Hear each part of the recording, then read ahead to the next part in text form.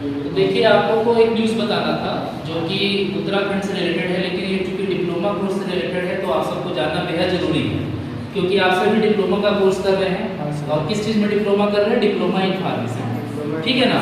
तो diploma in pharmacy को लेकर के अपडेट ये है कि उत्तराखंड में गवर्नमेंट फार्मासिस्ट की वैकेंसी निकली, ठीक है। मतलब वहाँ की सरकार, हर स्टेट की गवर्नमेंट अपने स्टेट में गवर्नमेंट फार्मासिस्ट की वैकेंसी निकालती है।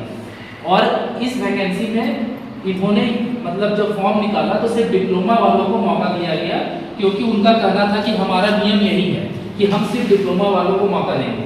इसको लेकर के कुछ जो स्टूडेंट थे, जो बैचलर पास आउट थे, वो लोग हाई कोर्ट चले गए थे। और हाई कोर्ट जाने के बाद उन्होंने अपील दायर किया कि चूंकि बैचलर इन फार्मेसी डिप्लोमा से हायर कोर्स है और हमें भी मौका मिलना चाहिए। और ठीक यही सिचुएशन जो है बिहार में भी उत्पन्न हुई थी। बिहार में जो अभी एग्जाम कंडक्ट हुआ, करीब 2472 पोस्ट का जो फार्मासिस्ट का एग्जाम हुआ, उसमें डिप्लोमा वाले को सिर्फ मौका दिया गया। वो केस भी लंबा चला और हाई कोर्ट में बहुत समय डेट पे सुनवाई होने के बाद फिर कोर्ट ने ये बोला कि सरकार का ये नियमावली है कि स्टेट गवर्नमेंट का जो वैकेंसी निकलेगा उसमें सिर्फ डिप्लोमा इन फार्मेसी वाले फॉर्म भर सकते हैं। अगर डिप्लोमा इन फार्मेसी करने के बाद अगर किन्होंने बैचलर किया है तो वो भी उस फॉर्म को भर सकते हैं, लेकिन डिप्लोमा इन फार्मेसी करना मस्ट है। तो आप ये सारे न्यूज़ को समझ करके आप समझ सकते हैं कि डिप्लोमा इन फार्मेसी कोर्स का क्या वैल्यू है जो आप लोग कर रहे हैं। क्योंकि डिप्लोमा इन फार्मेसी में जो सिलेबस है वो मुख्य रूप से हॉस्पिटल के लिए बनाया गया है। मतलब हॉस्पिटल में फार्मासिस्ट किस तरह से दवाओं को डिस्पेंस करेंगे, हॉस्पिटल में फार्मासिस्ट दवाओं को किस तरह से एंट्री करेंगे, साथ ही साथ पेशेंट की काउंसलिंग कैसे करेंगे, ये सारा आपके सिलेबस में है। जो कि आपके 3 महीने की जो हॉस्पिटल ट्रेनिंग है, उसमें क्या किया जाता है, सिखाया जाता है। तो उसी को लेकर के ये जो उत्तराखंड हाईकोर्ट का मामला है, जिसमें आप देख सकते हैं इसके हेडिंग में क्या लिखा हुआ है कि उत्तराखंड में फार्मासिस्ट की भर्ती में बी फार्म डिग्री मान्य नहीं। हाईकोर्ट यानी माननीय हाईकोर्ट ने ये कहा कि डी फार्म की जो डिग्री है वो गवर्नमेंट फार्मासिस्ट बनने के लिए मान्य नहीं है। बिहार के केस में भी यही हुआ था।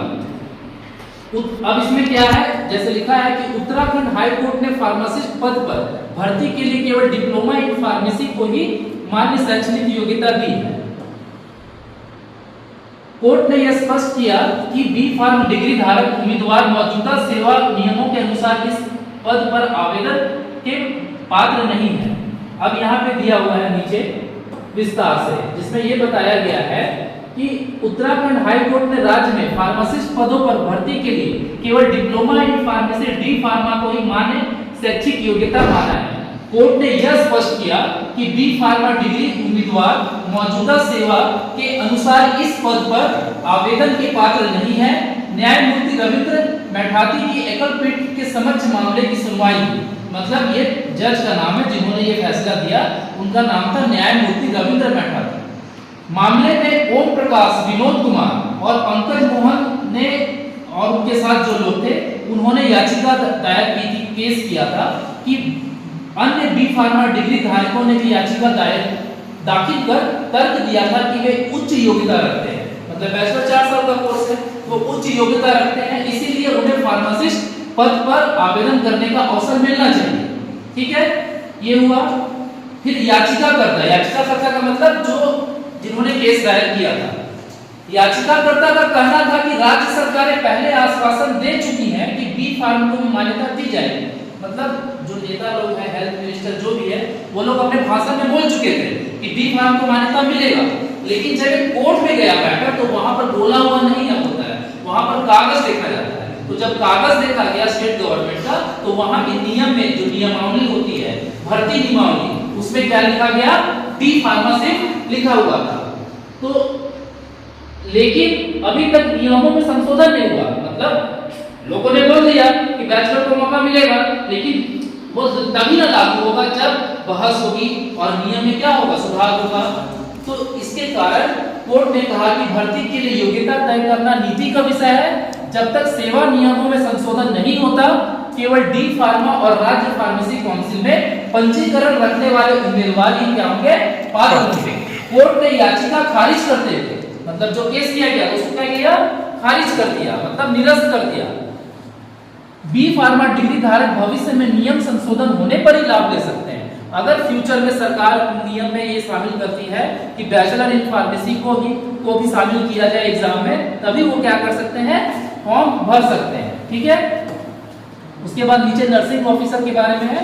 तो यहाँ पे कंक्लूजन क्या निकल रहा है, यहाँ पे कंक्लूजन ये निकल रहा है बच्चों कि डिप्लोमा इन फार्मेसी कोर्स एक अनोखा कोर्स है जो कि आप करते हैं, आप रोज क्लास आते हैं, करते हैं।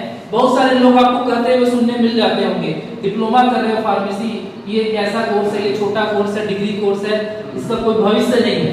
लेकिन उनसे जरा पूछिएगा कि जब गवर्नमेंट वैकेंसी निकली बिहार में जिसमें डिप्लोमा को मौका मिला, जिनको नौकरी मिलेगी और जिनका पे स्केल लगभग आपका 29,000 से शुरू होकर के 93,000 जाता है, तो कितना अच्छा मौका है। उसी तरह से उत्तराखंड में भी वैकेंसी निकली है। अभी एम्स का एग्जाम हुआ, एम्स में फार्मासिस्ट की भर्ती का एग्जाम हुआ, कुल 8 पोस्ट थे। 8 पोस्ट में मात्र एक पोस्ट में ही बैचलर वाले एलिजिबल थे, सब में कौन एलिजिबल थे, डिप्लोमा वाले एलिजिबल।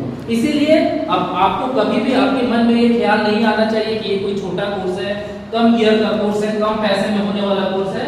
ये एक अनोखा कोर्स है और भविष्य में ये कोर्स और भी बढ़िया होने वाला है, जिसमें आपको आपके एग्जिट एग्जाम के जरिए इसको और दिखाया जाएगा। आपको कुछ हो सकता है कि दवाओं का राइट भी दिया जाए। इसीलिए आप अपने अंदर अपने आत्मविश्वास को कम नहीं होने देंगे।